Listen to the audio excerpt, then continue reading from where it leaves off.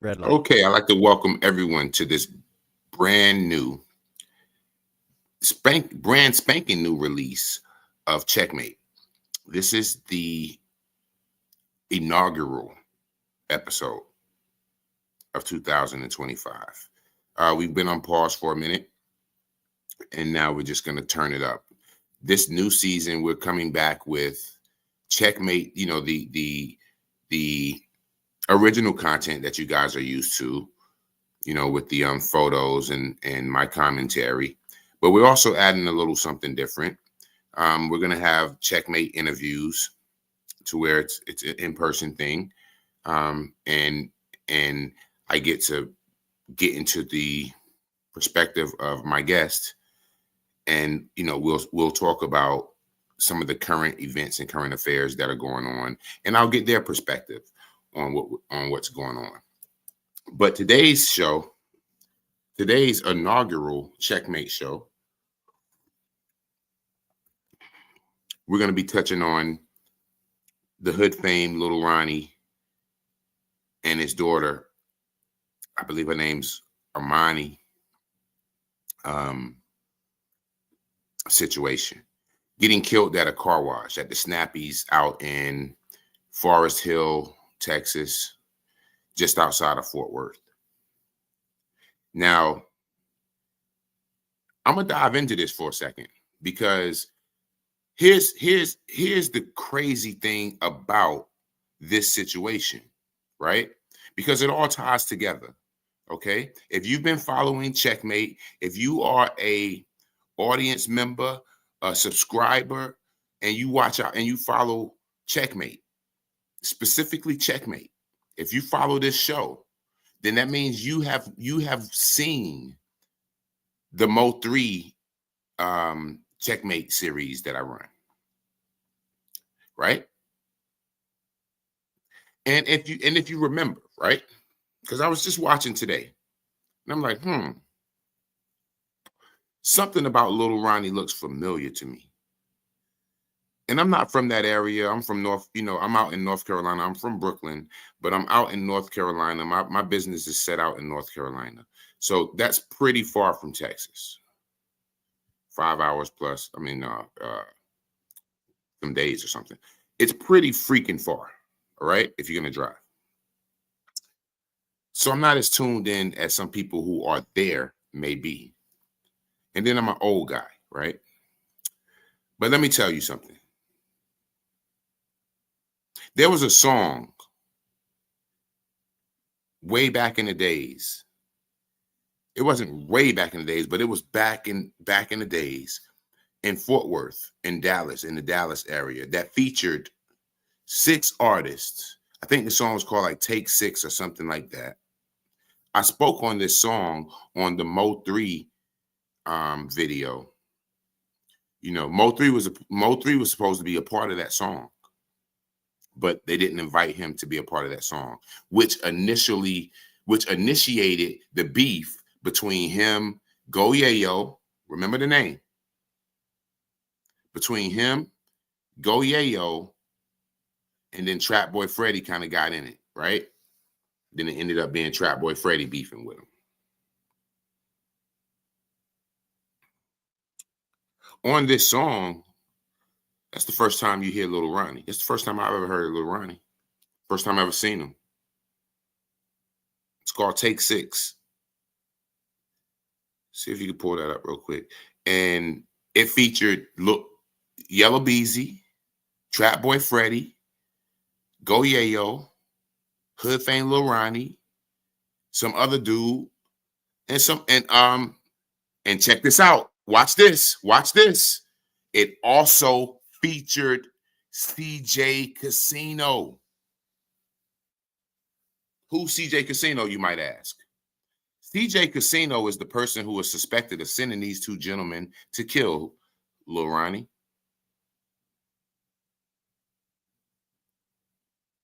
Now I need y'all to go back to Take 6, the same song that started the whole beef in Fort Worth with Mo3.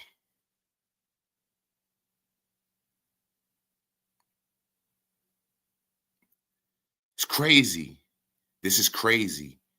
This is crazy. I'm watching these kids kill each other. These were classmates, okay? These kids, they were classmates.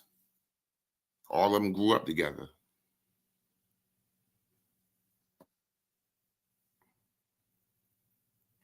I can honestly say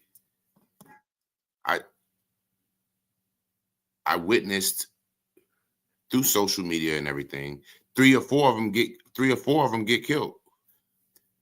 You and I seen with our eyes, two of them get killed. We saw the murder.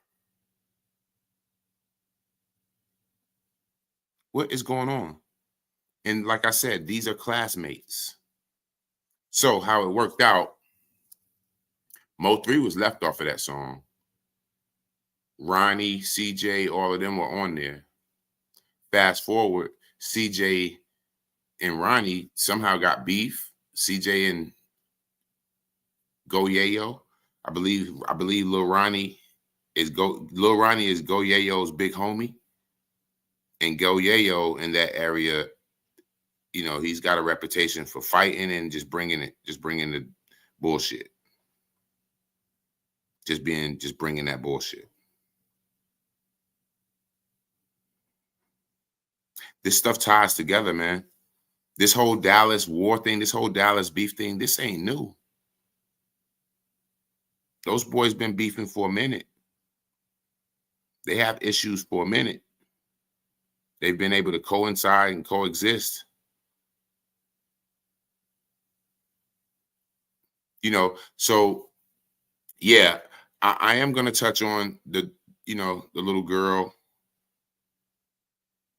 losing her life, which is a travesty, which is a very sad thing, man. And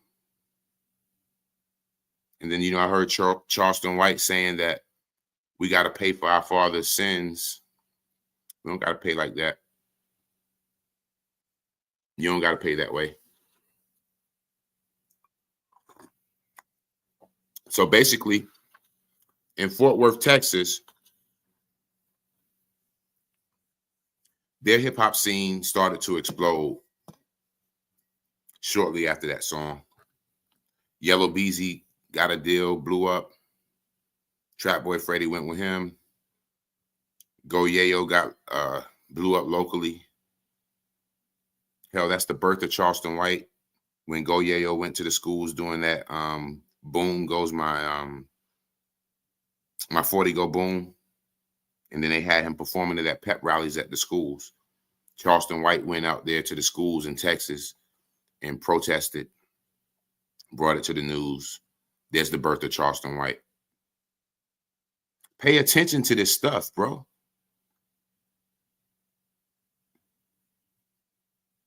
It's crazy because I watched it. I was watching this guy. His name's Duke Fargo. Duke Fargo. I don't know where he is right now. It didn't look like he had anything going on for himself. I mean, I don't care. I'm going to say what I feel. Didn't look like he had anything going on for himself. But he was stuck on that Mo3 situation, which brought my interest. And that's where I was introduced to Charleston. And that's where I started getting into this backstory with these kids. So now we're looking, and you see Lil Ronnie get killed with his daughter at the car wash. So these guys are senselessly jumping out of cars with switches and letting off. You never know who's in the car. It's that serious, right? So what they do is, so if you know that the suspects are, one of them's like 21 and the other one just under 24 or something like that. They get these young, dumb crash dummies. Your thought process isn't mature enough at that age. You really have to be in the like 28 to 30 range for that to even start to develop. First off. No offense to my young audience, you guys are still bright and intelligent. But when it comes to emotion, how to deal with emotions and situations and so forth, you may overreact at a young age. You may overreact, um, and get yourself in a lot of in a lot of trouble off of the overreaction. Just like these two young men who hopped out of the car shooting. Where were they? Where was their brain? What exactly did they think they were going to do? Get away with it? There's cameras all over the place, and then you did it at a car wash. Did you actually think you were going to get away with it? They've got them getting out of the car. They've got them doing the shooting. They've got them running back and getting into the car. They've got the license plates. They've got the photos. They've got everything. What makes you crash out like that? It can't be that bad to where you're that upset to where you're willing to throw it all away to get at this person and kill their daughter. Honestly, I'm gonna go so far as to say I don't think the young men even knew the baby was in the car. I just think they just went into attack mode, and for the sake of decency and morality, I'm gonna say that's probably what happened. I just can't look at these two young souls right here and think that they would squeeze off on a child. I just don't. Yeah, that ain't those two babies right there. Nah, nah. They didn't know that baby was in the car. I just don't see them two babies doing that. And that's what they are. That's exactly what they are. So you take two kids like that and send them out there with military style weaponry that they can't even hold. The recoil hitting all over the damn place. And you send these two crash dummies to go and attack. I don't even know if this is I don't believe this is some kind of RICO stuff. I don't believe nobody's put a bag on them. None of that, man. This is emotions. Only emotions make you crash out and do something that stupid without thinking. Car wash. Okay, here's the telltale signs. Car wash, no go. There's going to be cameras, right? Okay. It was 10:30 in the morning. 10:30 in the morning? Nah, probably won't do it this early. Everybody's alert. They just had their coffee and biscuits and stuff. They say they followed the baby mom. If you're following his baby mother, she's going to meet him. What do they have in common? The baby, who's probably going to be there. Because if the baby's not there, then what are they doing there together? Come on. It's here. So tonight's checkmate, the inaugural checkmate, we're gonna nickname it the Crash Out Show. Because we're witnessing all of these crash out dummies not even year, week after week. Week after week. It's almost like they go out of the way to say this rapper gets killed. Lil Ronnie was a rapper, but he was a lot more things than a rapper. They could just say that, the father. They say he's a local rapper because, there's no gainful employment.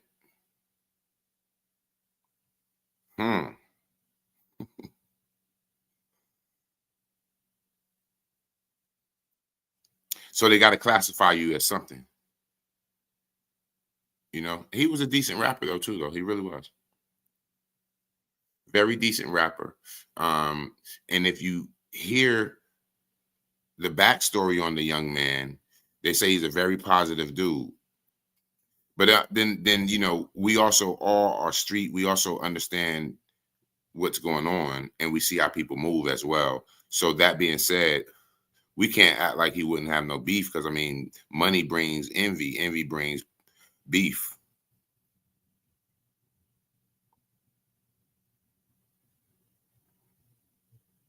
So just keep in mind that we got to watch how we move, especially those who are focused on getting their money and putting things together. Because the reward is not in the show off. That's not where the reward lies. Yeah, I don't believe God blesses people so that they can flaunt it in everyone's face. Nah. You want to know a wealthy person? Look for the quietest person in the room. Least flashy. And then just look in there. Okay, so let's get back to what we're talking about. I'm only going to hold you guys for about 20 minutes for this show. So the thing with Little Ronnie and the guys, they did the Take Six song. That sparked a little beef with Mo3. That spun into the Yellow Beezy thing.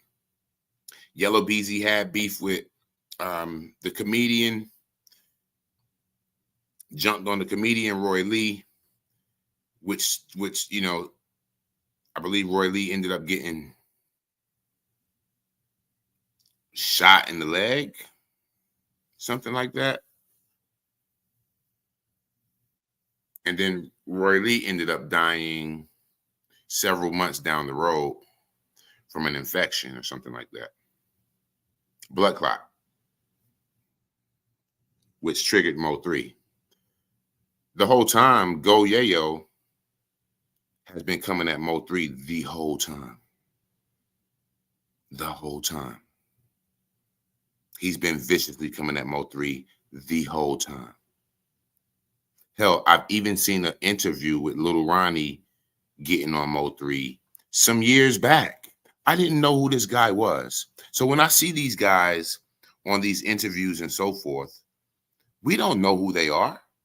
We just know they're out there. That's another thing. Sidebar for all upcoming artists. If you guys aren't doing podcast interviews, quit. If you are an artist, R&B, rap, gospel, rock, and you're not saturating the internet with interviews, stop.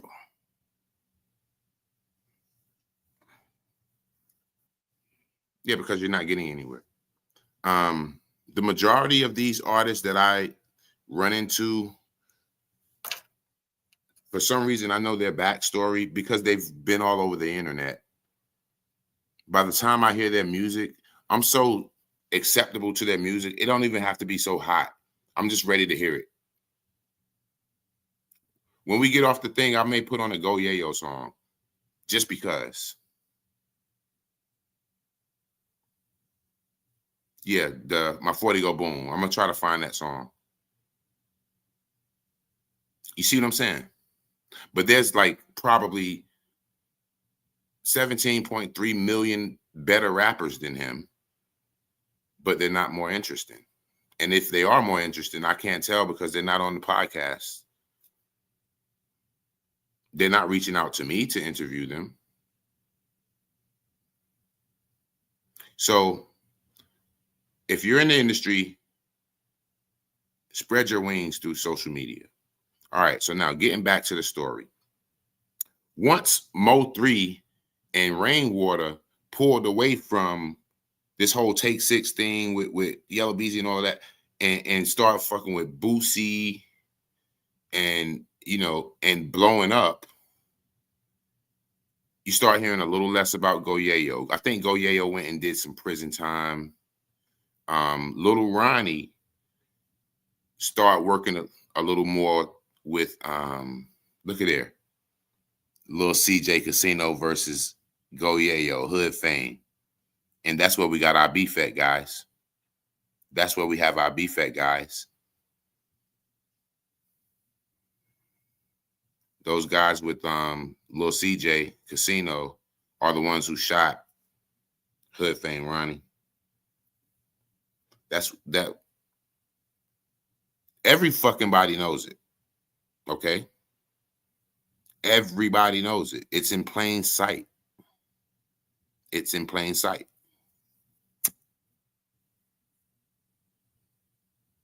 So we knew this was coming. I wish it would have never came like this, because that poor little girl did not deserve that by no means, and neither did Ronnie. Hey, yo, man, none of them do. Peep the headline of this video, though.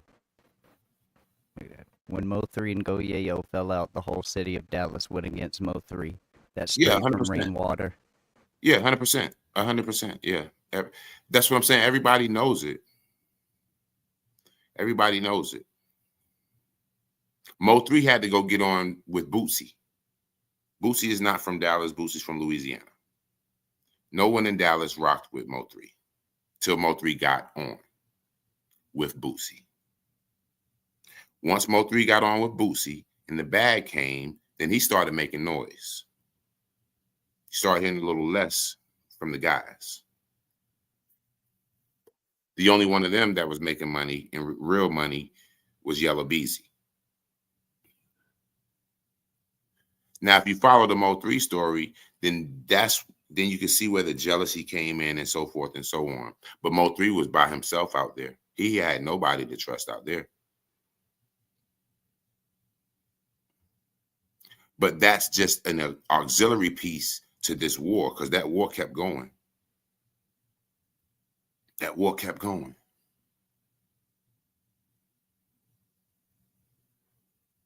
And these are the same kids that were in school together.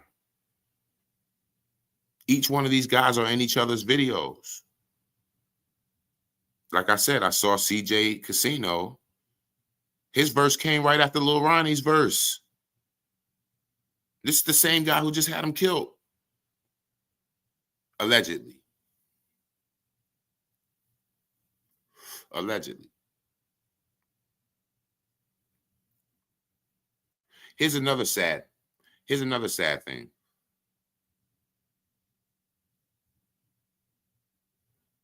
Lil Ronnie had just lost his mother, maybe a month or two prior. He had just buried his mother.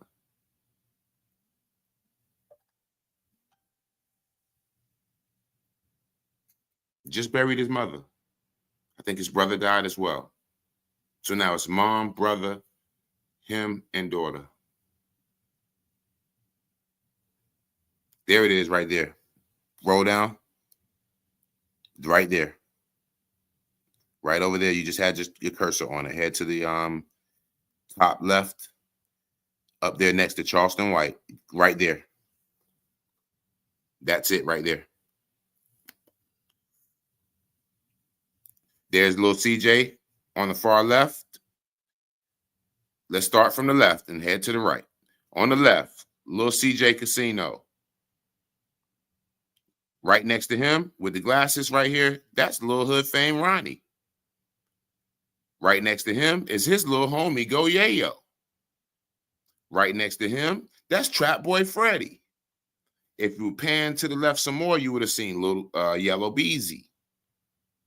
No, the all the way to the right is Beezy. Yeah, that's what Look I'm saying. at the If you hair. pan, Yeah, that's Beezy. if you would keep going that way, it'd be Yellow Beezy. No, that's not Beezy right there. That's Trap Boy Freddy.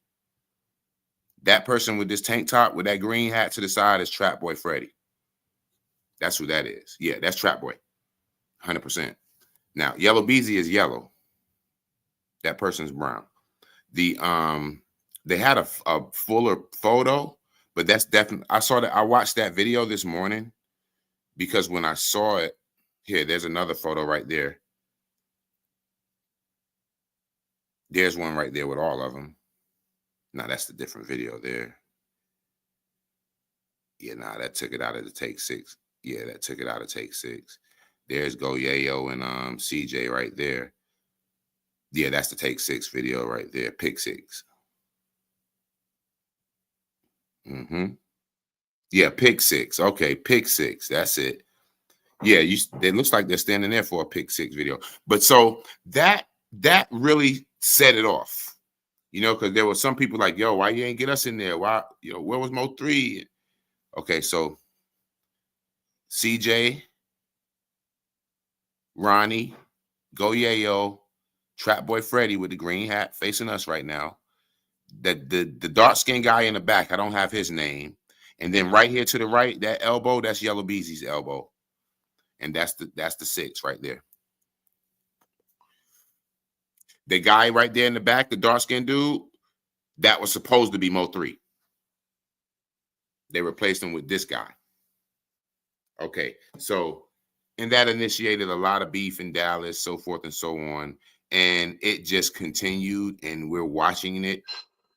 We're watching it right now fester. We're watching it right now. And we're going to keep watching it. So we've reached our time. It's been about 26 minutes. I wanted to hold you guys for about 20 minutes. And I wanted to, just touch on this story a little bit. We will be diving back into it a little more. It'll be on a pictorial, but we will get into it a little more. This has been Checkmate. Welcome to the new season. And I'll be seeing you guys soon. Have a good one.